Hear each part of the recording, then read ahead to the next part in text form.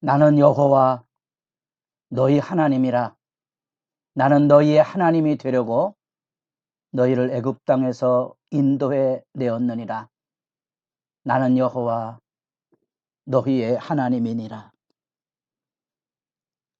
새벽을 깨우는 거룩한 기도자 여러분, 주의 말씀 앞에 하나님의 사랑의 음성을 듣고 약속의 말씀을 읽어가며 살아계신 하나님의 은혜의 부으심으로 충만함이 날마다 새롭기를 소망합니다.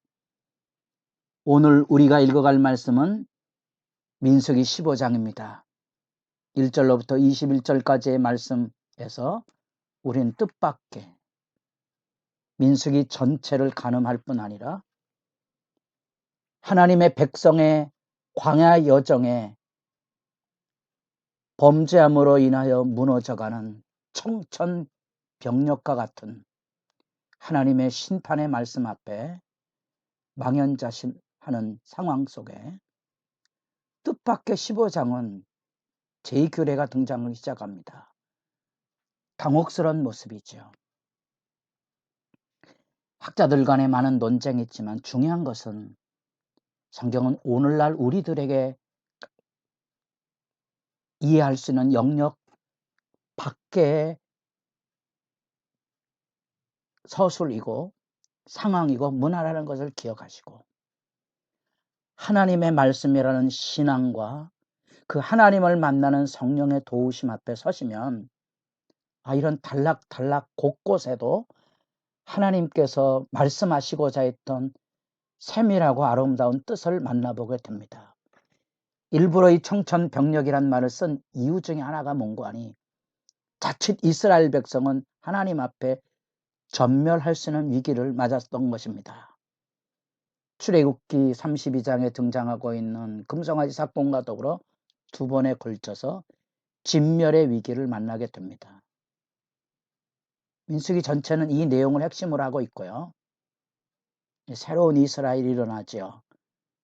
그 무거운 40년의 여정에 대한 이야기를 하는데 뜻밖의 제2규례가 나옵니다. 이게 뭐지? 어디서 마치 굴러온 돌처럼. 그러나 15장 전체를 읽으면 마지막에 41절에 놀랍지만 자기 백성을 진멸하고자 했던 하나님의 심판에 하나님의 눈물 나는 아픔의 호소가 거기에 담겨져 있습니다. 새로운 언약이 확인되고 있는 겁니다. 나는 여호와 너희 하나님이라. 비록 이스라엘 백성의 편에서 이언장을 써두고 집을 나가고자 했던 이 용납할 수 없는 언약 파기의 행동에 대해서 하나님은 여전히 그들을 심판하시지만 기다리고 계신 거죠.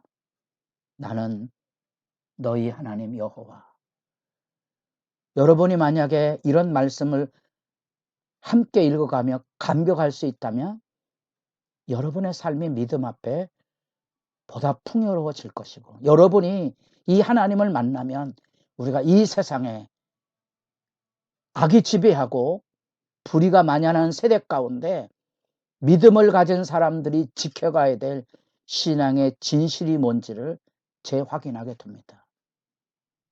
그것이 바로 우리말로 충성이라고 번역이 자주 되고 있는 원래 말뜻은 신실함입니다. 신실함, 변함이 없는 겁니다. 어디에 변함이 없습니까? 언약의 말씀 앞에, 변함이 없는 하나님 앞에 처음과 나중이 진실한 거죠. 그게 믿음이에요. 믿음이란 말의 핵심이 바로 신실함에 있습니다. 그런 점에서 보면 이 진멸의 위기를 당한 언약 백성의 심판 앞에 이 제2규례는 다시 새로운 시작을 일깨우는 하나님 편으로서의 사랑의 초대죠. 그래서 눈물이 앞을 가리는 겁니다. 뜬금없는 얘기처럼 보여지지만 아니라 원래 하나님께서 이스라엘 백성에 주시고자 했던 땅이 뭔지 여기 15장 2절에 너희는 내가 주어 살게 할 땅에 들어가서 하나님의 뜻이 뭐지요? 이 젖과 꿀이 흐르는 땅으로 인도하는 거 아니겠습니까? 그들이 못 들어가겠다고 불평하고 원망하고 아우성치고 돌 던져 모세를 죽이려 했던 이 악의 아우성에 대해서도 하나님은 친히 참고 견디시는 거죠. 심판이라는 것은 새로운 회복을 전제할 때 의미가 있는 거지, 구약에 나타난, 신약에 나타난 심판의 말씀들은 끝이 아닙니다. 회개의 초대지요. 돌아서면 맞이할 하나님이 거기 계십니다. 뿐 아니라 18절 내려가 보면 이스라엘 자손에게 말하여 이르라, 너희는 내가 인도하는 땅에 들어가거든. 이렇게 분명하게 이 제2규례를 하는 의도를 여기 밝혀주고 있습니다. 약속의 땅에 하나님께서 자기 백성을 인도에 들이시려고 하는 그 하나님 편에서의 진실. 우리가 하나님을 믿는다면 우리 믿음의 덕목 속에 있어야 될 이 진실.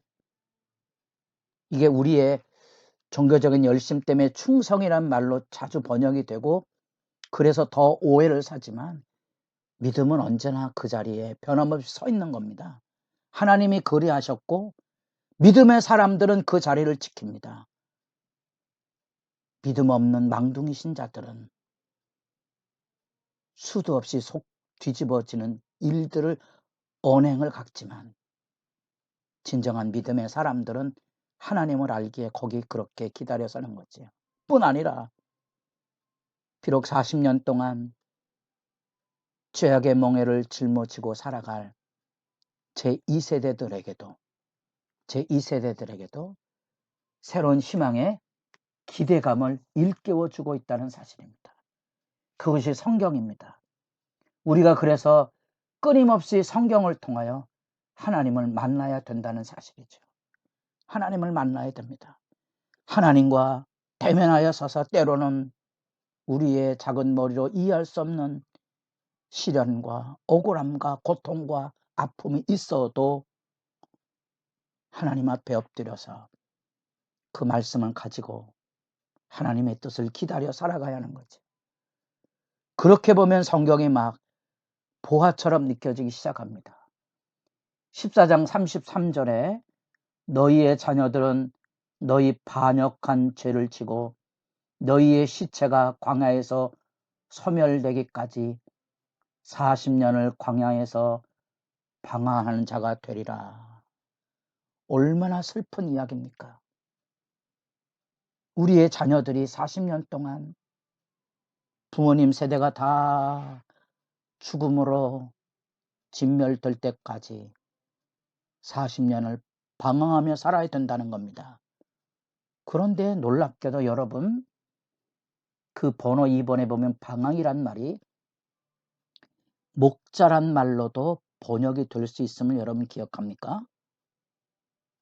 이게 히브리 어휘 안에 방황과 더불어 이 목자의 개념도 담아내고 있기 때문에 그렇습니다.